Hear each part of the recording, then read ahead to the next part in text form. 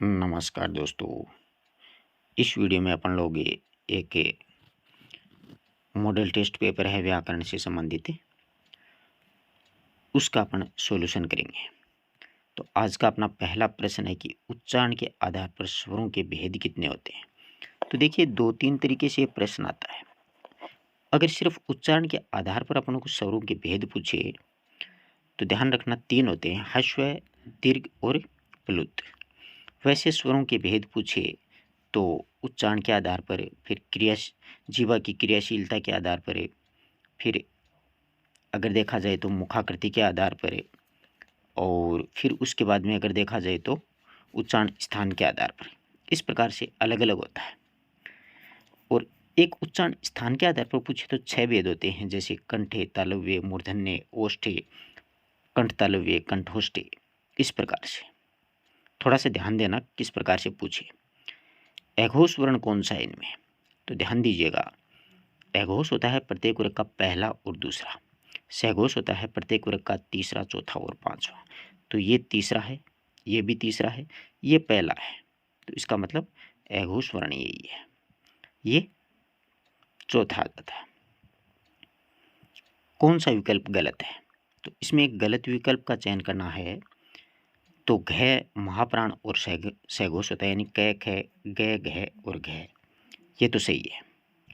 फिर देखते हैं च अल्प प्राण भी है और एघोष है, ये भी सही है।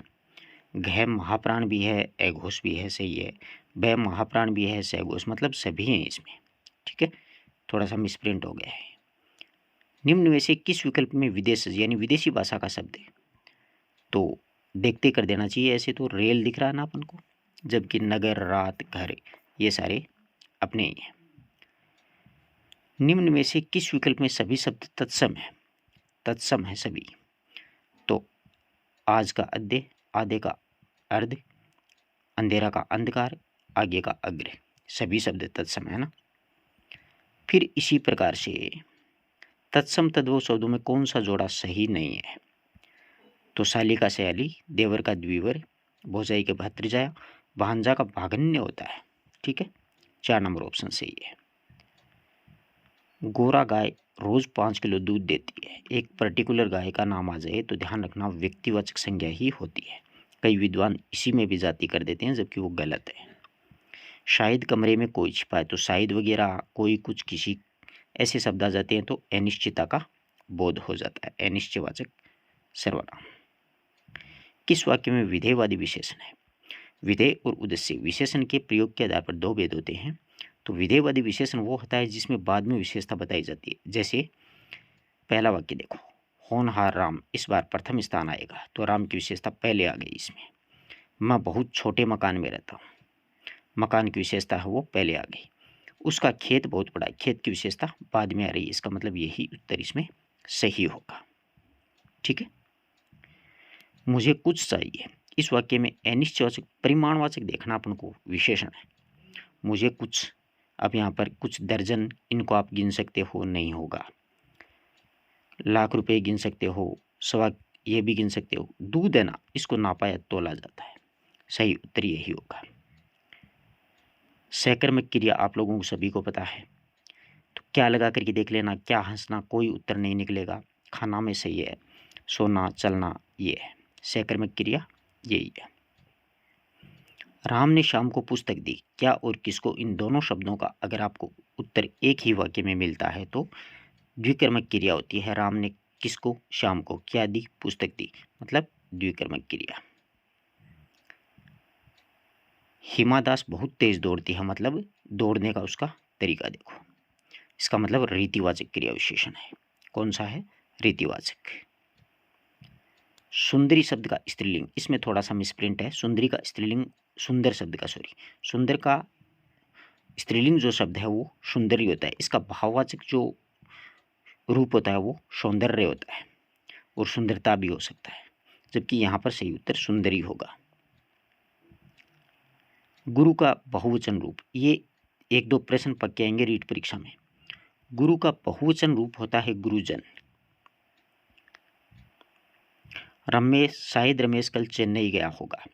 अच्छा प्रश्न है, रमेश कल चेन्नई गया होगा, तो इसमें सही जो उत्तर है वो होगा, शायद लगा हुआ है तो आराम से निकाल लोगे, संदिग्ध, संदिग्ध भूतकाल। वैभव पेन से लिखता है, तो पेन यहाँ पर किसका काम कर रहा है, साधन का मतलब करण कारक। विकास दूध पीता है, तो आराम से कर लोगे, कृतवाच्य है, क्योंकि इसमें क्रिया होती है, कर्म होता है, वो कर्ता के अनुसार प्रयुक्त हो रहा है। लघुर्मी का संधि विच्छेद, इनमें थोड़ा सा ध्यान दीजिएगा, प्रश्न बहुत ही आसान है, कोई ज़्यादा डीपली नहीं है। तो लघु जोड़ उर्मी, इसमें लघु में घू छोटा आएगा, बड़ा आएगा, ये ध्यान रखना अपन को, ठीक है ना। उर्मी में हमेशा बड़ा आता है। किस विकल्प में गलत संधि का उदाहरण है, यानी सही संधि नहीं हुई है।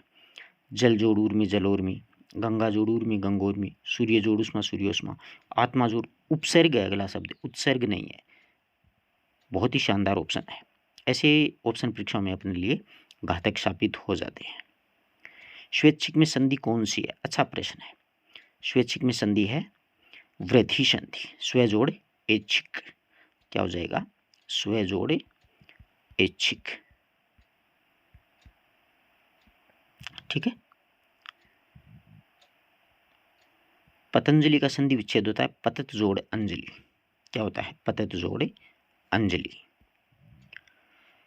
भूलचूक में समास, भूलचूक लेन देना कौन सा है, भूलचूक आदि हो जाती है ना, मतलब द्वंद्व समास, इसमें समाहार द्वंद्व होगा, ये भी ध्यान रखना। जैसे द्वंद्व के 3 भेद होते हैं, विकल्प द्वंद्व, समाहार द्वंद्व और एक और होता है। चारपाई में समास कौन सा है, चार पायों का समूह है, मतलब द्विगु समास, कौन सा समास है, द्विगु समास। तत्पुरुष समास में होता है, मतलब उत्तर पद प्रधान होता है, ध्यान रखना, कौन सा होता है, उत्तर पद प्रधान होता है तत्पुरुष समास में। ज्ञान लोक का सही विग्रह क्या होगा, तो ज्ञान रूपी लोक, क्रमधारीय समास होगा, ध्यान रखना। वीणा पानी में समास तो आप लोग आराम से करी कर दोगे, बहुब्री समास, वीणा है जिसके पानी में, मतलब सरस्वती। किस शब्द में सु उपसर्ग नहीं है, अच्छा प्रश्न है। सुजोड़ उक्ति, सुजोड़ रेस, सुजोड़ आगत, सुजोड़ रम्य, अलग अलग तो सभी ने कर लिए, परंतु इसका सही उत्तर होगा सुरेश, सुरजोड़, सुजोड़ रेस कोई मतलब नहीं है। अनिष्ट में उपसर्ग होगा अन, कौन सा होगा, अन, ये नहीं होगा, ये ध्यान रखना, ये गलत हो जाएगा। किस उपसर्ग का प्रयोग पुरा के अर्थ में नहीं होता है, तो ध्यान रखिएगा, कुपुत्तरे, कापुरुषे, कच्चिते, जबकि पर उपसर्ग का नहीं होता है। सही उत्तर इसमें यही होगा, ये सारे के सारे गलत है, मतलब विकल्प के अनुसार। तैराक में प्रत्यय कौन सा है, अच्छा प्रश्न है, इसमें कृतवाचक कृत प्रत्यय, ध्यान रखना। तैरना एक क्रिया होती है और इसके अक प्रत्यय जोड़ देते हैं। पुजारी शब्द बना हुआ पूजा जोड़ आरी, अब ये जल्दबाजी में ऐसे गलत हो जाता है, अपन ये कर देते हैं पूजा जोड़ अरी, जबकि ये उत्तर सही होता है इसमें। नैराश्य में मूल शब्द, अच्छा प्रश्न ये है। अब इसमें आप लोग निराशा निकालोगे पक्का, देखो इसमें होता है निर उपसर्ग है, आशा मूल शब्द है और ये प्रत्यय है। अब आशा के ये जोड़ेंगे तो आशय बन जाएगा, इसके निरु जो उपसर्ग जोड़ेंगे तो निराशय बन जाएगा, ठीक है। मिठास में कौन सा प्रत्यय है, तो ध्यान दीजिएगा, मिठास जो शब्द है इसमें कर्णवाचक कृत प्रत्यय होगा। विलोम शब्द का जोड़ा सही नहीं है, अच्छा प्रश्न है। एकता अनेकता, अनुज का अग्रज होता है, ज्येष्ठ नहीं होता। आकर्षण विकर्षण, उद्यमी आलसी, सही उत्तर ये हो जाएगा। विजय का सही विलोम शब्द है, विजय का सही विलोम शब्द पराजय, ठीक है। कौन सा शब्द प्रतिज्ञा का पर्याय नहीं है, तो प्रतिज्ञा का प्रण भी होता है, वादा भी करते हैं, करार भी करते हैं, विनती नहीं होता है, सही उत्तर होगा ये। इनमें से कौन सा शब्द यमुना का पर्यायवाची नहीं है, तो देखिएगा यमुना मंदाकिनी को नहीं बोलते, कालिंदी, अकरजा, सूर्यजा ये सारे यमुना के हैं। मंदाकिनी गंगा का है। इति समाप्ति और इति दिव्य आपदा होती है, उसको बोलते हैं अंत और आपदा। किस शब्द का अर्थ बुरा होता है? तो बद का अर्थ बुरा होता है, जैसे बदनाम, बदतमीज, बदकार। आकाश को चूमने वाला आकाशचुंबी, कोई दिक्कत ही नहीं है, क्या होता है? आकाशचुंबी। अभिनय करने वाले पुरुष के लिए किस शब्द का अपन प्रयोग करते हैं? तो अभिनेता। किसी देवता या पूज्य व्यक्ति के सामने दया याचना क्या कहलाती है? आराधना। अपन किसी देवता के सामने करते हैं तो क्या होती है? आराधना करते हैं। विवाहित महिलाओं के लिए उपयुक्त शब्द है तो वो अनुडा होती है। क्या होती है? अनुडा। नवोडा नई नवेली दुल्हन, ये बुढ़ापे में। टापू के लिए उपयुक्त वाक्यांश कौन सा है? तो टापू के लिए सही शब्द होता है, मतलब चारों ओर से पानी से घिरा हुआ होता है, उसको अपन टापू बोलते हैं ना, चारों तरफ पानी पानी, समुद्री समुद्र।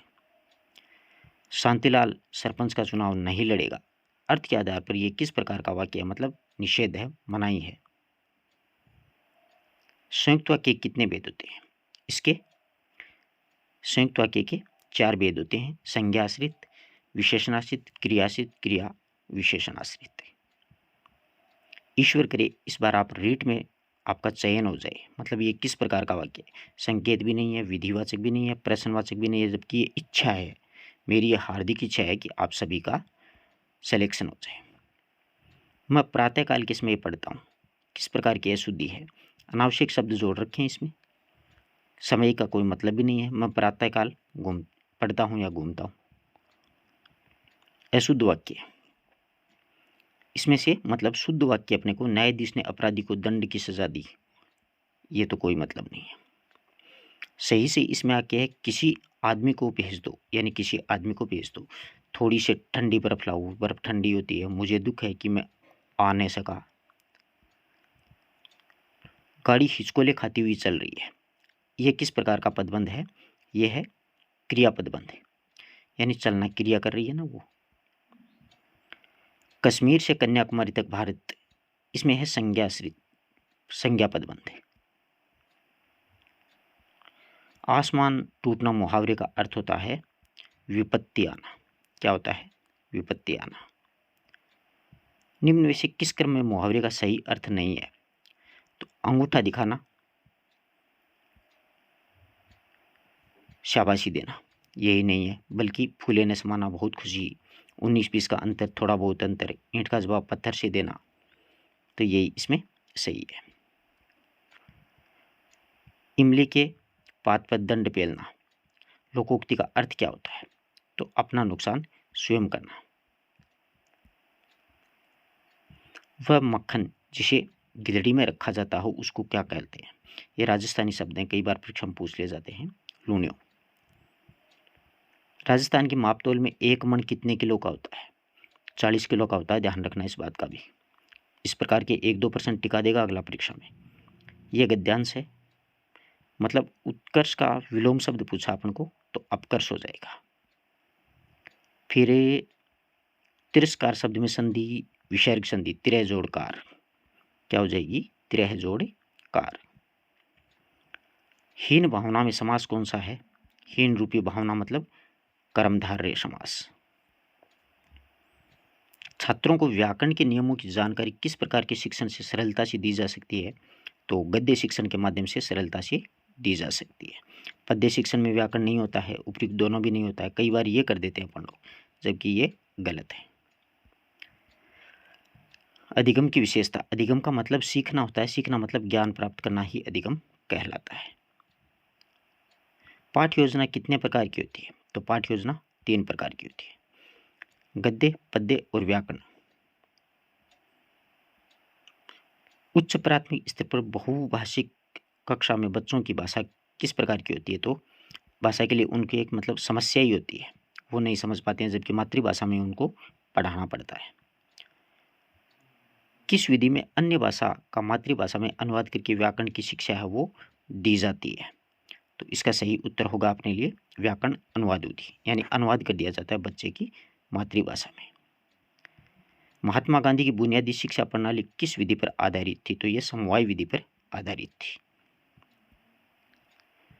कविता शिक्षण की पद्य व्याख्या विधि किस स्तर के लिए उपयोगी है? उच्च माध्यमिक स्तर के लिए उपयोगी है। विद्यालय में खिलौना बैंक खेलना किस शिक्षण विधि का उदाहरण है? तो ये जो है वो प्रयोजना विधि। किस प्रकार की विधि है ये? प्रयोजना विधि। कक्षा में उच्चारण कराते समय जब शिक्षक पहले बोलता है और बच्चे उसके बाद बोलते हैं तो वो अनुकरण हो जाता है। क्या होता है? अनुकरण विधि। प्रस्तावना कौशल में दक्षता, ये गृह कार्य करना। इस प्रकार से अपन ने एक मॉडल टेस्ट पेपर है उसका सॉल्यूशन किया है। अच्छे प्रश्न थे। वीडियो अच्छा लगा तो अपने मित्रों तक भी शेयर करना। धन्यवाद दोस्तों।